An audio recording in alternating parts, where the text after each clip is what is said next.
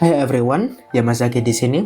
Dan sebelumnya saya memohon maaf sebesar-besarnya karena akhir-akhir ini saya jarang upload video.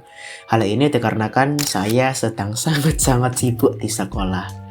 Oh iya, dan kali ini kita bakal breakdown filosofi dari logo yang sempat saya garap kemarin, yaitu Tranquil.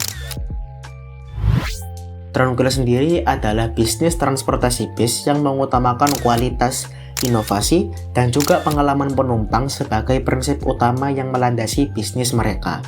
Target audiens dari Tranquil ini adalah para pekerja dan mahasiswa dengan kalangan umur 20-35 tahun yang merupakan Gen Z. Ya Masaki di sini dan ayo belajar bareng. Oke, jadi sekarang kita udah di Photoshop dan ini adalah brand guideline yang kemarin saya buat untuk brand ini, yaitu Tranquil. Nah, di sini ada ya covernya, kemudian table of content, logo and color, bla bla bla. Tapi kita bakal langsung ke logo konsepnya. Nah, kita bakal mulai dari pembahasan key visual dulu. Apa itu key visual? Jadi, kita bakal bahas dari benar-benar awal dulu ya.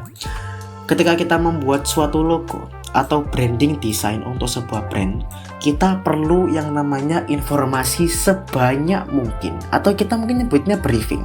Kita perlu briefing dari klien kita perlu komunikasi dulu sama klien kita, karena kita ini perlu tahu brand klien kita itu seperti apa.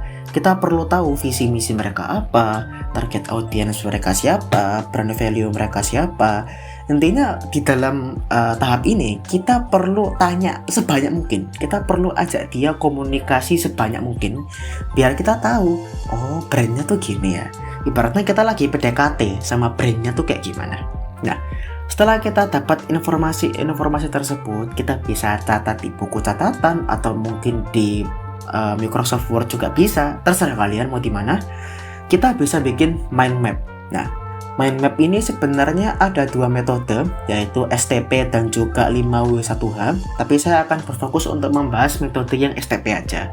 Nah, jujur saja, metode STP ini saya ketahui dari pembelajaran sekolah saya, dari kakak kelas saya, tapi sampai sekarang saya belum tahu apa itu singkatan dari STP. Mungkin kalau misalkan saya sudah dapat informasi lebih lanjut, saya akan tambahkan teksnya di detik ini ya. Nah, kita bakal bahas bagaimana cara mengaplikasikan mind map metode STP di branding kita di tutorial ini. Nah, pertama-tama adalah yang jelas kita kan biasanya mau di buku tulis ataupun mau di Photoshop kayak gini, kita ketik dulu Tranquil atau enggak nama brandnya di tengahnya gini. Nah, lalu kita bisa langsung aja ketik beberapa kata kunci yang sekiranya itu menggambarkan brand tersebut. Misal, di sini saya menggunakan kata bis, kemudian tenang, kemudian inovasi, dan juga ramah. Nah, lalu kita bisa pecah lagi katanya itu menjadi kata kunci yang lebih detail lagi. Misal, tenang di sini saya pecah menjadi kondusif dan juga sunyi. Lalu bis saya pecah menjadi perjalanan dan kecepatan. Lalu saya pecah lagi menjadi keselamatan dan juga tepat waktu. Sama juga dengan ramah dan juga inovasi. Nah, kalau sudah, kalian bisa, ini kan ada banyak keyword nih. Ini sebenarnya opsional ya, kalian mau milih berapa keyword, kalian bisa milih 3, bisa milih 4, tapi saya biasanya milih 4. Misal, di sini saya milih modern, kemajuan, ramah, dan juga perjalanan. Nah, ketika kita sudah selesai membuat mind map-nya, kita bisa mulai untuk membuat mood board-nya. Nah, apa itu mood board? Jadi, mood board itu gampangnya adalah sebuah gambaran visual, ya kan, biar nanti klien itu mengerti kira-kira logonya itu bakal tampak seperti apa. Misal, di sini saya kan punya dua mood board, ya kan. Mood board pertama ini lebih terfokus untuk menggambarkan modern dan kemajuan. Lalu mood board kedua ini lebih terfokus untuk menggambarkan keramahan dan juga perjalanannya. Teman-teman bisa lihat dari keyword saya tadi ada 4 toh. Nah, ini saya bagi menjadi 2 segmen, yaitu modern dan kemajuan, lalu ada ramah dan juga perjalanan. Nah, mood board pertama ini ya mewakili modern dan kemajuan tadi. Lalu untuk mood board kedua ini lebih mewakili ke ramah dan juga perjalanan. Lalu setelah saya meminta saran ke beberapa kakak kelas saya dan juga teman saya, kebanyakan memang lebih sepakat untuk menggunakan mood board yang ini. Kenapa kok lebih sepakat menggunakan mood board yang ini? Karena yang pertama, ini kelihatan lebih unik, ini kelihatan lebih kayak apa ya, kalau saya bilang tuh kayak something new di dunia business base. Dan juga yang ketiga, karena ini kelihatan something new, maka otomatis ini diharapkan dapat memberikan visual yang berbeda dibanding kompetitor lainnya. Misalkan di sini kita lihat base logo desain di Pinterest, kebanyakan selalu menggunakan ornamen base, elemen base sebagai logo mereka, sebagai ibaratnya kayak poin utamanya, fokus utama di logo mereka. Jadinya apakah hal itu salah? Tidak, hal itu tidak salah, tetapi itu generik banget.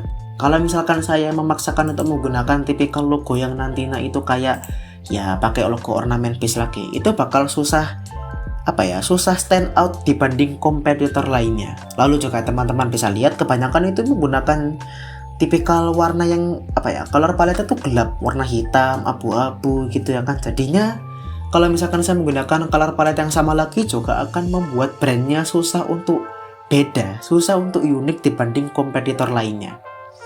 Nah, lalu karena di sini saya menggunakan mood board yang kedua ya kan, kita bisa mulai mencari key visualnya.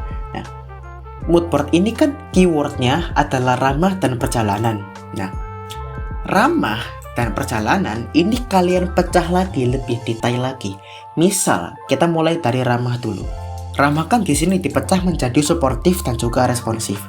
Nah, suportif dan responsif ini bisa kalian pecah lagi. Jadi, kalau dalam metode saya untuk membuat logo, saya itu lebih suka untuk mencari beberapa gambar, mengumpulkan beberapa gambar dulu yang sesuai dengan keyword yang saya gunakan, sesuai dengan key visual yang saya gunakan. Misalkan ramah ini identik dengan memeluk ya kan, atau mungkin tersenyum, atau mungkin berjabat tangan. Ramah kan banyak identik dengan beberapa hal lain. Tapi di sini ramah ini saya mengambilnya key visualnya adalah tangan memeluk ya kan. Lalu untuk perjalanan, ini kan perjalanan ini juga bisa relate dengan keselamatan. Dan juga misalkan kita ngambil contoh kayak rute perjalanan, lalu kita bisa ngambil contoh enjoy ketika perjalanan, kan kita kan emang harus enjoy itu ya kan. Tapi di sini untuk perjalanan saya ngambil key visualnya adalah rute perjalanan. Nah, lalu ini kan key konsepnya udah nih ya, udah saya jelaskan. Lalu kita berpindah ke logo filosofinya. Nah, untuk logo filosofinya ini adalah yang kita mulai dari elemen ini, yang warna biru ini itu adalah elemen dari tangan memeluknya. Lalu di negative space di antara kedua elemen ini itu menciptakan gambaran dari rute perjalanan. Nah, mungkin teman-teman bingung, kok bisa saya dapat inspirasi tangan memeluk seperti ini? Dari mana inspirasinya? Atau mungkin teman-teman kayak masih merasa, kok belum kelihatan ya memeluknya dari mana? Nah, kita bakal mulai breakdownnya dari sini. Wait, sebentar, ini bakal saya hapus dulu. Oke, jadi di sini kita bakal jelasin dari metode saya membuat sketch logonya. Nah, kalau teman-teman lihat di sini kan saya sudah punya gambar yang sesuai dengan key visual saya, yaitu adalah memeluk. Di sini ada gambar tuh orang memeluk ya kan. Nah, lalu kita bisa identifikasi bagian mana yang paling sesuai dengan key visual kita. Misal karena key visual saya adalah memeluk, maka saya akan menggambar bagian tangan memeluknya ini. Nah, kita bisa zoom saja. Ya. Nah, di sini kan saya udah klik brush ya kan. Sebenarnya kalian bisa pakai pen tool ya kan, ataupun metode lainnya kalian bisa, tapi di sini saya akan menggunakan brush saja. Nah, lalu kalian bisa gambar aja siluet dari gambar tangannya ini. Tadi saya bakal mulai gambar.